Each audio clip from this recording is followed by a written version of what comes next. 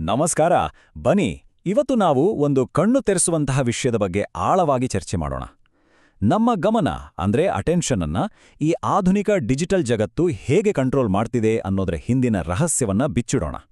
ಈ invisible control ಅಂದ್ರೆ ಅದೃಶ್ಯ ಜಾಲ ಹೇಗೆ ಕೆಲಸ ಮಾಡುತ್ತೆ ಅಂತ ನಾವು ತಿಳ್ಕೊಳ್ಳೋದು ಇವತ್ತಿನ ಕಾಲದಲ್ಲಿ ತುಂಬಾನೇ ಇಂಪಾರ್ಟೆಂಟ್ ಅಲ್ವಾ?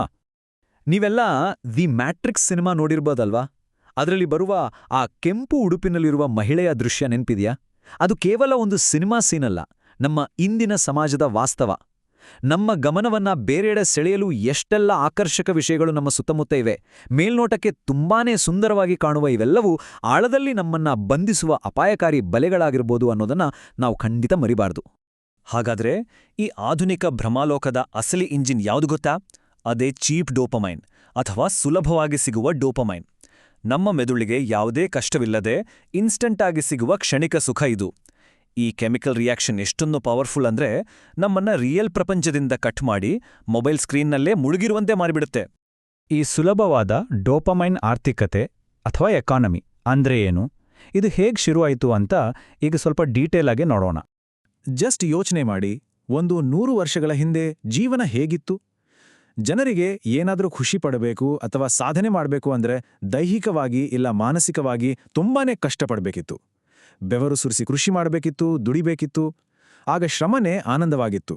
ಆದರೆ ಇವತ್ತು ನಮ್ಮ ಬೆರಳ ತುದಿಯಲ್ಲಿರೋ ಒಂದೆರಡು ಬಟನ್ ಒತ್ತಿದ್ರೆ ಸಾಕು, ಬೇಕಾದ ಸಿಕ್ಬಿಡುತ್ತೆ. ಶ್ರಮವಿಲ್ಲದೆ ಸಿಗುವ ಈ ತಕ್ಷಣದ ತೃಪ್ತಿ ನಮ್ಮ ಇಡೀ ಲೈಫ್ ಸ್ಟೈಲನ್ನ ಕಂಪ್ಲೀಟಾಗಿ ಬದಲಾಯಿಸ್ಬಿಟ್ಟಿದೆ. ಈ ಶೂನ್ಯ ಶ್ರಮದ ಆಧುನಿಕ ಬಲೆಗಳು ಯಾವ್ಯಾವು ಅಂತ ಒಮ್ಮೆ ಲಿಸ್ಟ್ ಮಾಡೋಣ. ವಿಡಿಯೋ ಗೇಮ್ಸ್ ಇರ್ಬೋದು, ಸತತವಾಗಿ ನೋಡುವ ಸಿನಿಮಾಗಳು, ಸೋಷಿಯಲ್ ಮೀಡಿಯಾ ಅಥವಾ ಅಶ್ಲೀಲ ಚಿತ್ರಗಳು. ಇವೆಲ್ಲವೂ ಕೇವಲ ಟೈಮ್ ಪಾಸ್ ಮಾಡೋ ಎಂಟರ್ಟೈನ್ಮೆಂಟ್ ಅಲ್ಲವೇ ಅಲ್ಲ, ನಮ್ಮನ್ನ ಆಕ್ಟಿವ್ ಇಂದ ಪ್ಯಾಸಿವ್ ಆಗಿ ಮಾಡಿ ನಮ್ಮ ಟೈಮ್ ಮತ್ತು ಎನರ್ಜಿಯನ್ನ ಸಂಪೂರ್ಣವಾಗಿ ಹೀರ್ಕೊಳ್ಳಲೆಂದೇ ಡಿಸೈನ್ ಮಾಡಲಾದ ಸಿಸ್ಟಮ್ಗಳಿವು. ಇದರ ಬಗ್ಗೆ ನಾವು ತುಂಬಾನೇ ಹುಷಾರಾಗಿರ್ಬೇಕು. ಸರಿ, ಈಗ ಡಿಜಿಟಲ್ ಜಗತ್ತಿನ ಅತೀ ದೊಡ್ಡ ಅಸ್ತ್ರದ ಬಗ್ಗೆ ಮಾತಾಡೋಣ. ಅದೇ ಅಲ್ಗಾರಿದಮ್ಗಳು ಮತ್ತು ಪ್ರಚೋದನಾಕಾರಿ ಕಂಟೆಂಟ್. ಈ ಸೋಷಿಯಲ್ ಮೀಡಿಯಾ ಪ್ಲಾಟ್ಫಾರ್ಮ್ಗಳು ಹೇಗೆ ಕೆಲಸ ಮಾಡ್ತವೆ ಅಂತ ನಿಮ್ಗೇನಾದ್ರೂ ಐಡಿಯಾ ಇದೆಯಾ? ಅವಕ್ಕೆ ಬೇಕಾಗಿರೋದು ಕೇವಲ ಎಂಗೇಜ್ಮೆಂಟ್. ಹಾಗಾಗಿ ಶಾಂತಿಯುತವಾದ ಸಮತೋಲಿತ ಚರ್ಚೆಗಳನ್ನ ಅವು ಎಂದಿಗೂ ಪ್ರಮೋಟ್ ಮಾಡಲ್ಲ. ಬದಲಿಗೆ ದ್ವೇಷ ಹುಟ್ಟಿಸುವ, ಜಗಳ ತಂದಿಡುವ, ಏಕಪಕ್ಷೀಯವಾದ ವಿವಾದಾತ್ಮಕ ವಿಷಯಗಳನ್ನೇ ಈ ಅಲ್ಗಾರಿದಮ್ಸ್ಗಳು ಬೇಕಂತಲೇ ವೈರಲ್ ಮಾಡ್ತವೆ. ಇದನ್ನ ಅರ್ಥ ಮಾಡಿಕೊಳ್ಳೋಕೆ ಇಲ್ಲಿರೋ ಈ ಉದಾಹರಣೆ ನೋಡಿ.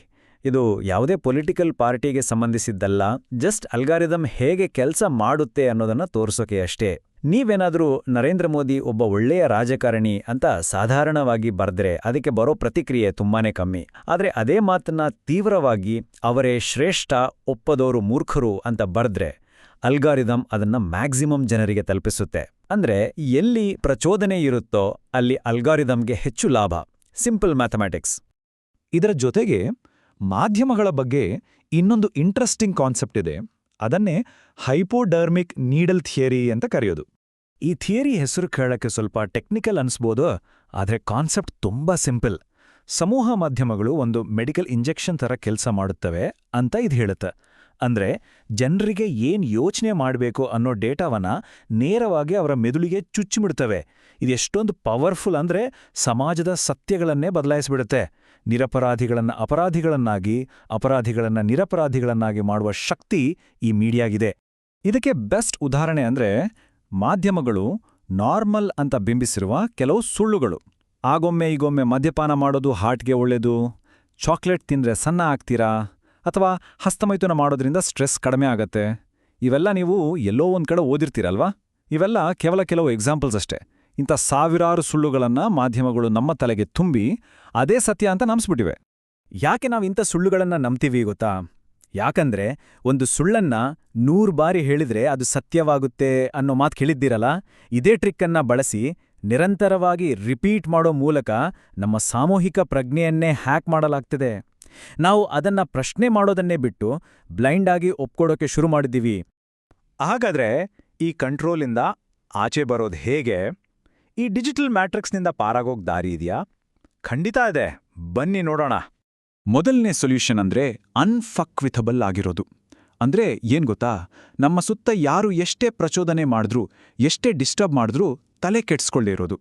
ಈ ಸಮಾಜ ಹುಟ್ಟಾಕೋ ಕ್ಷುಲ್ಲಕ ವಿವಾದಗಳಿಗೆ, ಅನಗತ್ಯ ಚರ್ಚೆಗಳಿಗೆ ನಮ್ಮ ಟೈಮ್ ವೇಸ್ಟ್ ಮಾಡೋಕೆ ಈ ಲೈಫ್ ತುಂಬ ಚಿಕ್ಕದು ಅಂತ ನಾವು ರಿಯಲೈಸ್ ಆಗಬೇಕು. ಈ ಮೈಂಡ್ಸೆಟ್ ಬಂತು ಅಂದರೆ ಯಾವ ಅಲ್ಗಾರಿದಮ್ ಕೂಡ ನಮ್ಮನ್ನ ಕಂಟ್ರೋಲ್ ಮಾಡೋಕೆ ಸಾಧ್ಯನೇ ಇಲ್ಲ. ಇನ್ನೊಂದು ದೊಡ್ಡ ಪ್ರಾಬ್ಲಮ್ ಅಂದ್ರೆ ನಾವೆಲ್ಲರೂ ಮಾಡ್ತಿರೋ ಇನ್ಫಾರ್ಮೇಷನ್ ಓವರ್ಲೋಡ್. ಅನ್ವಯಿಸಿದ ಮಾಹಿತಿಯನ್ನು ಶೇಖರಿಸಿಡೋದನ್ನ ಮೊದಲು ನಿಲ್ಲಿಸಬೇಕು. ಇವತ್ತು ನಮಗೆಲ್ಲ ಪ್ರಪಂಚದ ಜ್ಞಾನ ಇರುತ್ತೆ, ಆದರೆ ಅದನ್ನು ನಮ್ಮ ಓನ್ ಲೈಫ್ ಇಂಪ್ರೂವ್ ಮಾಡ್ಕೊಳ್ಳೋಕೆ ಯೂಸ್ ಮಾಡಲ್ಲ. ಬರೀ ಇನ್ಫಾರ್ಮೇಷನ್ ಕಲೆಕ್ಟ್ ಮಾಡೋದ್ರಿಂದ ಏನೂ ಯೂಸ್ ಇಲ್ಲ. ಅದನ್ನು ಆಕ್ಷನ್ಗೆ ತರೋದು ತುಂಬಾನೇ ಇಂಪಾರ್ಟೆಂಟ್. ಹಾಗೇನೇ ಈ ಶೈನಿ ಆಬ್ಜೆಕ್ಟ್ ಸಿಂಡ್ರೋಮಿಂದ ದೂರ ಇರೋದು ಕೂಡ ಅಷ್ಟೇ ಮುಖ್ಯ. ಇಂಟರ್ನೆಟ್ಟಲ್ಲಿ ಪ್ರತಿದಿನ ಏನಾದ್ರೊಂದು ಹೊಸ ಟ್ರೆಂಡ್ ಬರ್ತಾನೇ ಇರುತ್ತೆ, ನೋಡೋಕೆ ತುಂಬ ಅಟ್ರಾಕ್ಟಿವ್ ಆಗಿರುತ್ತೆ. ಆದರೆ ನೆನ್ಪಿರ್ಲಿ, ಹೊಳೆಯುವುದೆಲ್ಲ ಚಿನ್ನವಲ್ಲ. ಈ ಹೊಸ ಟ್ರೆಂಡ್ಗಳ ಹಿಂದೆ ಬಿದ್ದರೆ ನಾವು ನಮ್ಮ ಮೇನ್ ಗೋಲಿಂದ ಡಿಸ್ಟ್ರಾಕ್ಟ್ ಆಗೋದು ಗ್ಯಾರಂಟಿ. ಫೈನಲ್ ಆಗಿ ಈ ಒಂದು ಪ್ರಶ್ನೆಯನ್ನ ನಿಮ್ಗೆ ನೀವು ಕೇಳ್ಕೊಳ್ಳಿ. ಇವತ್ತು ನಾವೇನು ಇಷ್ಟಪಡ್ತಿದ್ದೀವಿ, ನಾವೇನು ನಂಬಿದೀವಿ, ನಮ್ಮ ಆಸೆಗಳೇನಿವೆ ಅವೆಲ್ಲ ನಿಜವಾಗ್ಲೂ ನಮ್ದೇನಾ? ಅಥವಾ ಈ ಮಾಧ್ಯಮಗಳು, ಈ ಅಲ್ಗಾರಿದಮ್ಗಳು ಸೇರ್ಕೊಂಡು ನಮ್ಮ ತಲೆಗೆ ತುಂಬಿವೆಯಾ? ಈ ಡಿಜಿಟಲ್ ಮ್ಯಾಟ್ರಿಕ್ಸ್ ನಮ್ಮನ್ನ ಹೇಗೆ ಆಟ ಆಡಿಸ್ತಿದೆ ಅಂತ ಯೋಚನೆ ಮಾಡಿ. ಈ ಒಂದು ಪ್ರಶ್ನೆ ನಿಮ್ಮ ಮುಂದಿನ ಲೈಫ್ ಸ್ಟೈಲನ್ನೇ ಬದಲಾಯಿಸಬಹುದು. ಈ ವಿಚಾರದ ಬಗ್ಗೆ ಇನ್ನಷ್ಟು ಯೋಚಿಸಿ. ಈ ಕಲಿಕೆಯ ಜರ್ನಿ ಹೀಗೆಯೇ ಮುಂದುವರಿಯಲಿ.